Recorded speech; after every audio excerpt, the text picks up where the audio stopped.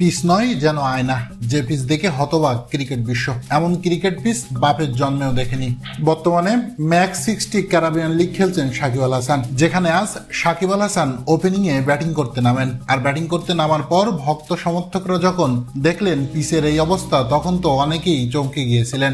মনে হচ্ছিল আয়নার উপর দাঁড়িয়ে ব্যাটিং করছে ব্যাটসম্যানেরা। মনে হচ্ছিল এই বুঝি রান নিতে গিয়ে পড়ে যাবেন সাকিব আল হাসান। পিচ দেখতে সাধারণত এরকম হয় সেটা অনেকেরই জানা ছিল না, কেননা একদম ভেজা ভেজা মনে হচ্ছিল উইকেটে পানি জমে আছে, একদম পিছলা। মনে হচ্ছে যে কোনো সময় ব্যাটিং করতে গিয়ে ব্যাটসম্যানেরা পিছল খেয়ে পড়ে যাবেন। টি10 ক্রিকেটে এমন ব্যাটিং সহায়ক উইকেট খুবই কম দেখা যায়, তবে ব্যাটিং সহায়ক উইকেট দেখা গেলেও এরকম স্যাঁতসেঁতে এবং পিছলাটে পিচ সত্যি চমকে দিয়েছে সবাইকে, কেননা দেখতেই অদ্ভুত দেখাচ্ছিল এবং মনে হচ্ছিল ওপর দিয়ে হাঁটতে গেলে আপনি পড়ে যাবেন। তবে এদিন ব্যাটিং করতে নেমে সাকিব আল হাসান দুর্দান্ত ব্যাটিং করেছেন। 11 বল থেকে করেছেন 29 রান, স্ট্রাইক রেট ছিল 264, হাঁকিয়েছেন 3টি 4 ও 2টি বিশাল ছক্কার মার।